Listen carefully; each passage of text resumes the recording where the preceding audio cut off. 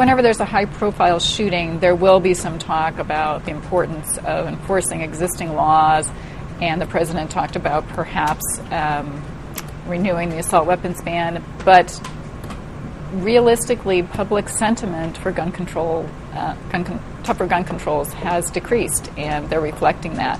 In 1990, 78% of Americans thought that there should be stricter gun laws, and by last year that number was down to 43%. The president has not talked about gun control much at all during his administration.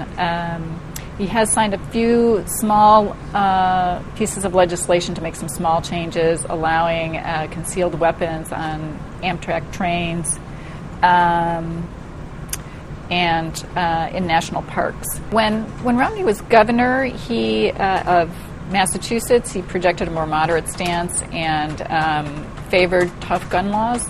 But during the campaign, he's pretty much sent the message that he thinks enforcement of existing laws is all that's needed, and hasn't signaled any interest in toughening those laws at all. I think that some of the hardcore partisans on both sides use this as a way to fire up some of the base voters. We've got people like groups like the National Rifle Association pouring money into this, and maybe raising expectations that if Obama is reelected, he might be more active on the issue in a second term, and using it to raise money for Mitt Romney.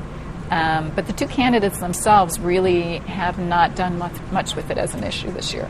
The Supreme Court could be a sleeper way in which it really does matter on gun control which of these men is elected, because the Supreme Court is very closely divided on gun control issues, 5-4, and the odds are that the next president will have at least one Supreme Court appointment.